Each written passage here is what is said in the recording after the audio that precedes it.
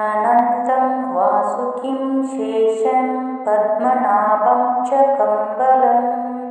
शङ्खपालं धृतराष्ट्रं तक्षकं कालियं तथा। अनन्तं वासुकिं शेषं पद्मनाभं च कम्बलं शङ्खपालं धृतराष्ट्रं तक्षकं कालियं तथा। अनन्तं वासुकिं शेषं पद्मनाभं च कम्बलं शङ्खपालं धृतराष्ट्रं तक्षकं कालियं तथा। अनन्तं वासुकिं शेषं पद्मनाभं च कम्बलं शङ्खपालं धृतराष्ट्रं तक्षकं कालियं तथा। अनन्तं वासुकिं शेषं पद्मनाभं च कम्बलं शङ्खपालं धृतराष्ट्रं तक्षकं कालियं तथा। अनन्तं वासुकिं शेषं पद्मनाभं च कम्बलं शङ्खपालं धृतराष्ट्रं तक्षकं कालियं तथा। अनन्तं वासुकिं शेषं पद्मनाभं च कम्बलं शङ्खपालं धृतराष्ट्रं तक्षकं कालियं तथा। अनन्तं वासुकिं शेषं पद्मनाभं च कम्बलं शङ्खपालं धृतराष्ट्रं तक्षकं कालियं तथा। अनन्तं वासुकिं शेषं पद्मनाभं च कम्बलं शङ्खपालं धृतराष्ट्रं तक्षकं कालियं तथा। अनन्तं वासुकिं शेषं पद्मनाभं च कम्बलं शङ्खपालं धृतराष्ट्रं तक्षकं कालियं तथा। अनन्तं वासुकिं शेषं पद्मनाभं च कम्बलं शङ्खपालं धृतराष्ट्रं तक्षकं कालियं तथा। अनन्तं वासुकिं शेषं पद्मनाभं च कम्बलं शङ्खपालं धृतराष्ट्रं तक्षकं कालियं तथा। अनन्तं वासुकिं शेषं पद्मनाभं च कम्बलं शङ्खपालं धृतराष्ट्रं तक्षकं कालियं तथा। अनन्तं वासुकिं शेषं पद्मनाभं च कम्बलं शङ्खपालं धृतराष्ट्रं तक्षकं कालियं तथा। अनन्तं वासुकिं शेषं पद्मनाभं च कम्बलं शङ्खपालं धृतराष्ट्रं तक्षकं कालियं तथा। अनन्तं वासुकिं शेषं पद्मनाभं च कम्बलं शङ्खपालं धृतराष्ट्रं तक्षकं कालियं तथा। अनन्तं वासुकिं शेषं पद्मनाभं च कम्बलं शङ्खपालं धृतराष्ट्रं तक्षकं कालियं तथा। अनन्तं वासुकिं शेषं पद्मनाभं च कम्बलं शङ्खपालं धृतराष्ट्रं तक्षकं कालियं तथा। अनन्तं वासुकिं शेषं पद्मनाभं च कम्बलं शङ्खपालं धृतराष्ट्रं तक्षकं कालियं तथा। अनन्तं वासुकिं शेषं पद्मनाभं च कम्बलं शङ्खपालं धृतराष्ट्रं तक्षकं कालियं तथा। अनन्तं वासुकिं शेषं पद्मनाभं च कम्बलं शङ्खपालं धृतराष्ट्रं तक्षकं कालियं तथा। अनन्तं वासुकिं शेषं पद्मनाभं च कम्बलं शङ्खपालं धृतराष्ट्रं तक्षकं कालियं तथा। अनन्तं वासुकिं शेषं पद्मनाभं च कम्बलं शङ्खपालं धृतराष्ट्रं तक्षकं कालियं तथा। वासुकिं शेषं पद्मनाभं च कम्बलं शङ्खपालं धृतराष्ट्रं तक्षकं कालियं तथा अनन्तं वासुकिं शेषं पद्मनाभं च कम्बलं शङ्खपालं धृतराष्ट्रं तक्षकं कालियं तथा अनन्तं वासुकिं शेषं पद्मनाभं च कम्बलं शङ्खपालं धृतराष्ट्रं तक्षकं कालियं तथा अनन्तं वासुकिं शेषं पद्मनाभं च कम्बलं शङ्खपालं धृतराष्ट्रं तक्षकं कालियं तथा अनन्तं वासुकिं शेषं पद्मनाभं च कम्बलं शङ्खपालं धृतराष्ट्रं तक्षकं कालियं तथा अनन्तं वासुकिं शेषं पद्मनाभं च कम्बलं शङ्खपालं धृतराष्ट्रं तक्षकं कालियं तथा अनन्तं वासुकिं शेषं पद्मनाभं च कम्बलं शङ्खपालं धृतराष्ट्रं तक्षकं कालियं तथा अनन्तं वासुकिं शेषं पद्मनाभं च कम्बलं शङ्खपालं धृतराष्ट्रं तक्षकं कालियं तथा अनन्तं वासुकिं शेषं पद्मनाभं च कम्बलं शङ्खपालं धृतराष्ट्रं तक्षकं कालियं तथा अनन्तं वासुकिं शेषं पद्मनाभं च कम्बलं शङ्खपालं धृतराष्ट्रं तक्षकं कालियं तथा अनन्तं वासुकिं शेषं पद्मनाभं च कम्बलं शङ्खपालं धृतराष्ट्रं तक्षकं कालियं तथा अनन्तं वासुकिं शेषं पद्मनाभं च कम्बलं शङ्खपालं धृतराष्ट्रं तक्षकं कालियं तथा अनन्तं वासुकिं शेषं पद्मनाभं च कम्बलं शङ्खपालं धृतराष्ट्रं तक्षकं कालियं तथा अनन्तं वासुकिं शेषं पद्मनाभं च कम्बलं शङ्खपालं धृतराष्ट्रं तक्षकं कालियं तथा अनन्तं वासुकिं शेषं पद्मनाभं च कम्बलं शङ्खपालं धृतराष्ट्रं तक्षकं कालियं तथा अनन्तं वासुकिं शेषं पद्मनाभं च कम्बलं शङ्खपालं धृतराष्ट्रं तक्षकं कालियं तथा अनन्तं वासुकिं शेषं पद्मनाभं च कम्बलं शङ्खपालं धृतराष्ट्रं तक्षकं कालियं तथा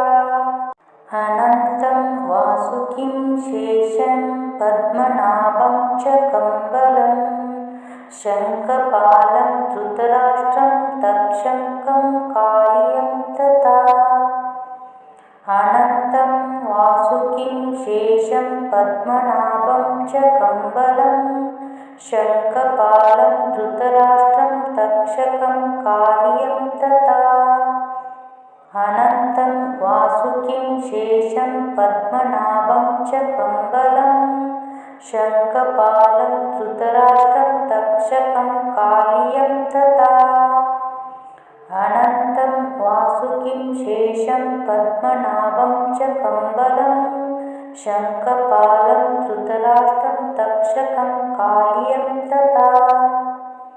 अनन्तं वासुकिं शेषं पद्मनाभं च कम्बलं शङ्खपालं धृतराष्ट्रं तक्षकं कालियं तथा अनन्तं वासुकिं शेषं पद्मनाभं च कम्बलं शङ्खपालं धृतराष्ट्रं तक्षकं कालियं तथा अनन्तं वासुकिं शेषं पद्मनाभं च कम्बलं शङ्खपालं धृतराष्ट्रं तक्षकं कालियं तथा अनन्तं वासुकिं शेषं पद्मनाभं च कम्बलं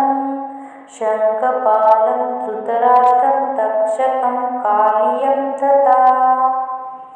अनन्तं वासुकिं शेषं पद्मनाभं च कम्बलं शङ्खपालं धृतराष्ट्रं तक्षकं कालियं तथा अनन्तं वासुकिं शेषं पद्मनाभं च कम्बलं शङ्खपालं धृतराष्ट्रं तक्षकं कालियं तथा अनन्तं वासुकिं शेषं पद्मनाभं च कम्बलं शङ्खपालं धृतराष्ट्रं तक्षकं कालियं तथा अनन्तं वासुकिं शेषं पद्मनाभं च कम्बलं शङ्खपालं धृतराष्ट्रं तक्षकं कालियं तथा अनन्तं वासुकिं शेषं पद्मनाभं च कम्बलं शङ्खपालं धृतराष्ट्रं तक्षकं कालियं तथा अनन्तं वासुकिं शेषं पद्मनाभं च कम्बलं शङ्खपालं धृतराष्ट्रं तक्षकं कालियं तथा अनन्तं वासुकिं शेषं पद्मनाभं च कम्बलं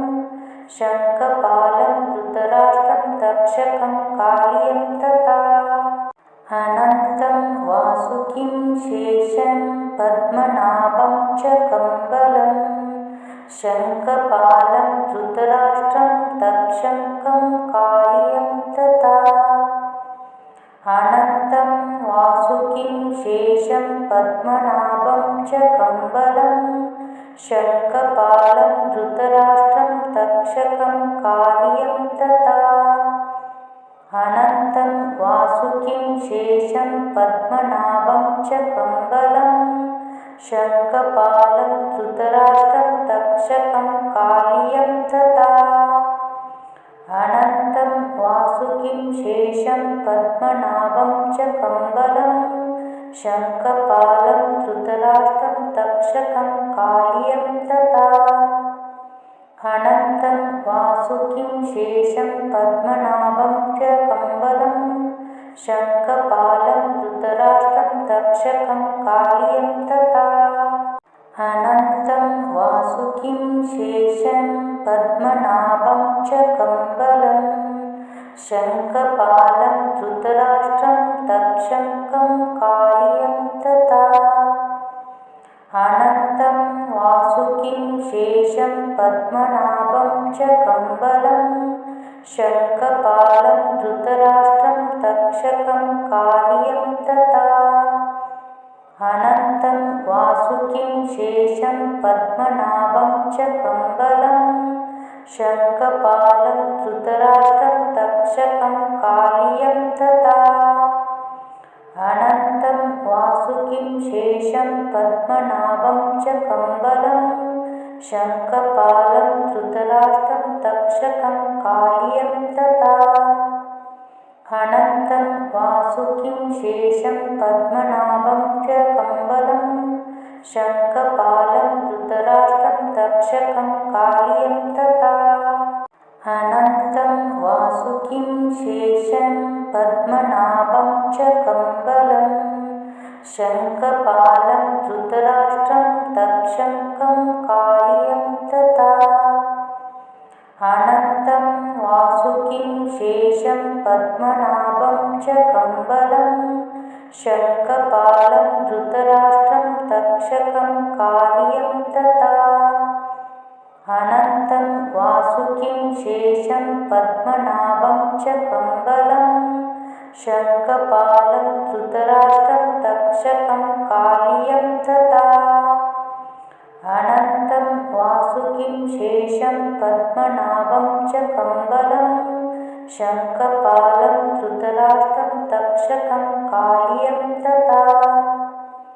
अनन्तं वासुकिं शेषं पद्मनाभं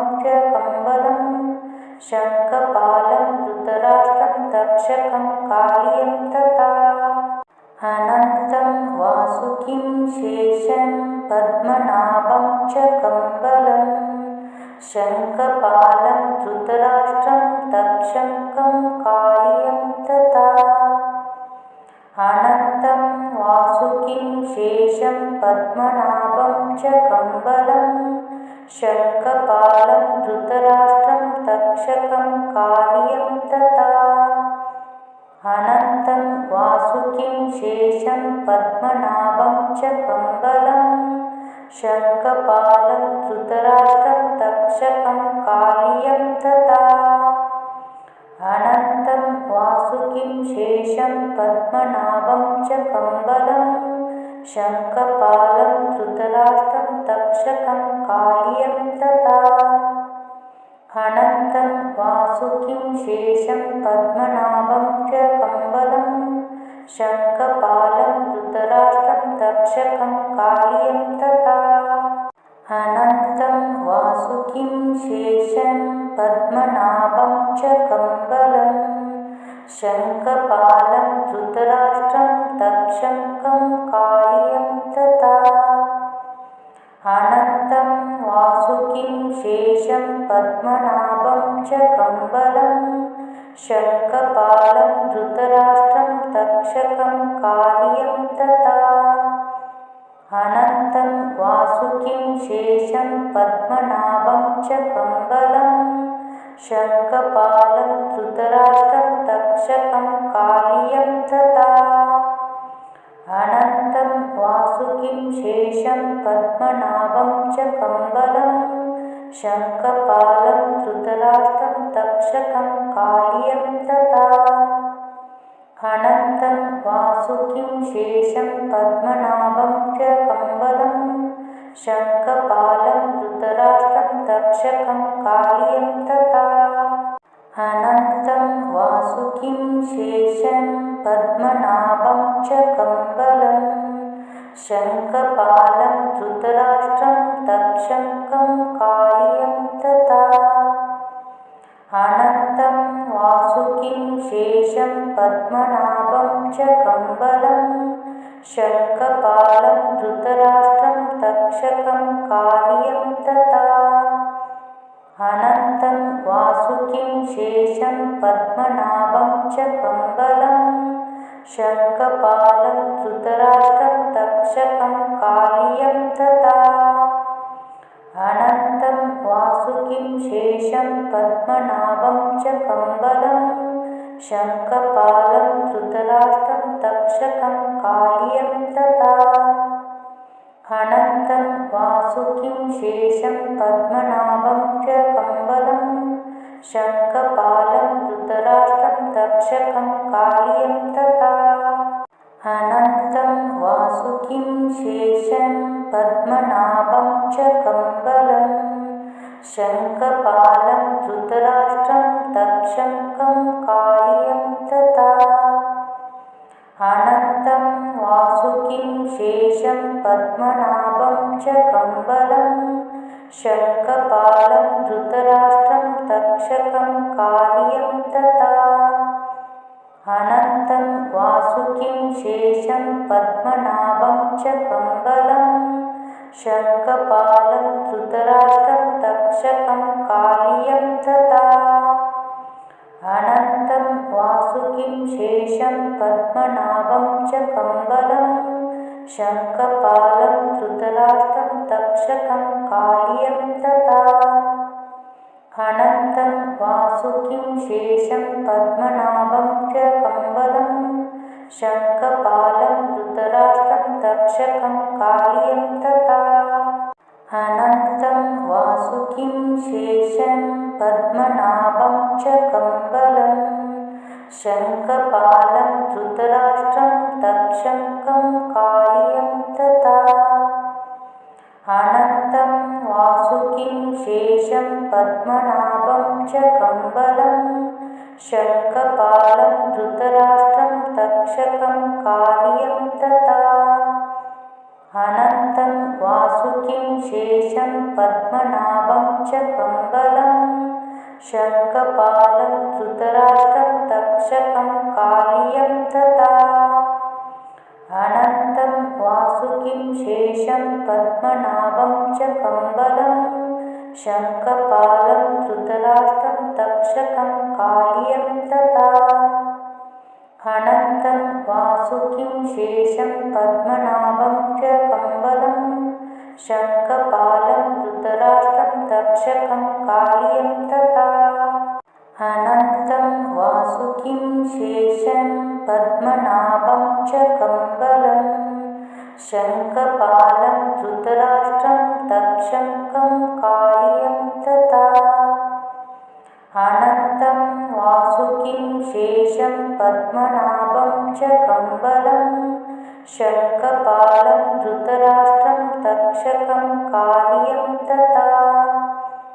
अनन्तं वासुकिं शेषं पद्मनाभं च कम्बलं शङ्खपालं धृतराष्ट्रं तक्षकं कालियं तथा अनन्तं वासुकिं शेषं पद्मनाभं च कम्बलं शङ्खपालं धृतराष्ट्रं तक्षकं कालियं तथा अनन्तं वासुकिं शेषं पद्मनाभं च कम्बलं शङ्खपालं धृतराष्ट्रं तक्षकं कालियं तथा अनन्तं वासुकिं शेषं पद्मनाभं च कम्बलं शङ्खपालं धृतराष्ट्रं तक्षकं कालियं तथा अनन्तं वासुकिं शेषं पद्मनाभं च कम्बलं शङ्खपालं धृतराष्ट्रं तक्षकं कालियं तथा अनन्तं वासुकिं शेषं पद्मनाभं च कम्बलं शङ्खपालं धृतराष्ट्रं तक्षकं कालियं तथा अनन्तं वासुकिं शेषं पद्मनाभं च कम्बलं शङ्खपालं धृतराष्ट्रं तक्षकं कालियं तथा अनन्तं वासुकिं शेषं पद्मनाभं च कम्बलं शङ्खपालं धृतराष्ट्रं तक्षकं कालियं तथा अनन्तं वासुकिं शेषं पद्मनाभं च कम्बलं शङ्खपालं धृतराष्ट्रं तक्षकं कालियं तथा अनन्तं वासुकिं शेषं पद्मनाभं च कम्बलं शङ्खपालं धृतराष्ट्रं तक्षकं कालियं तथा अनन्तं वासुकिं शेषं पद्मनाभं च कम्बलं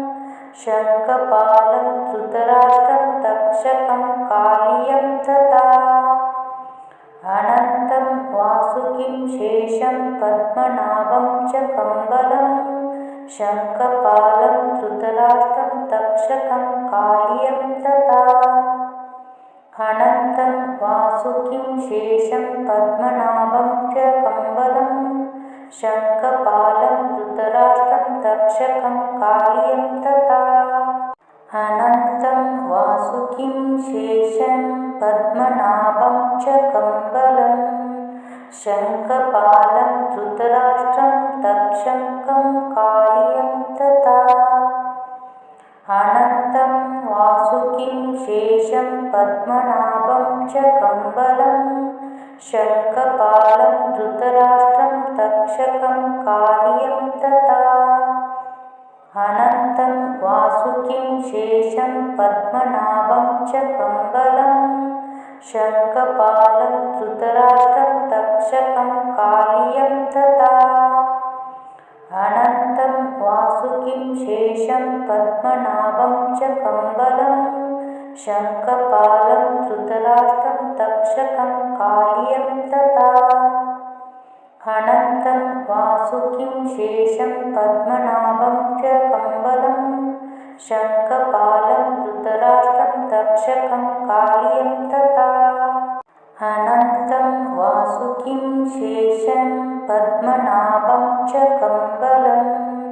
शङ्खपालं धृतराष्ट्रं शङ्खं कालियं तथा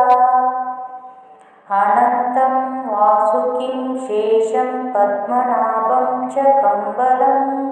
शङ्खपालं धृतराष्ट्रं तक्षकं कालियं तथा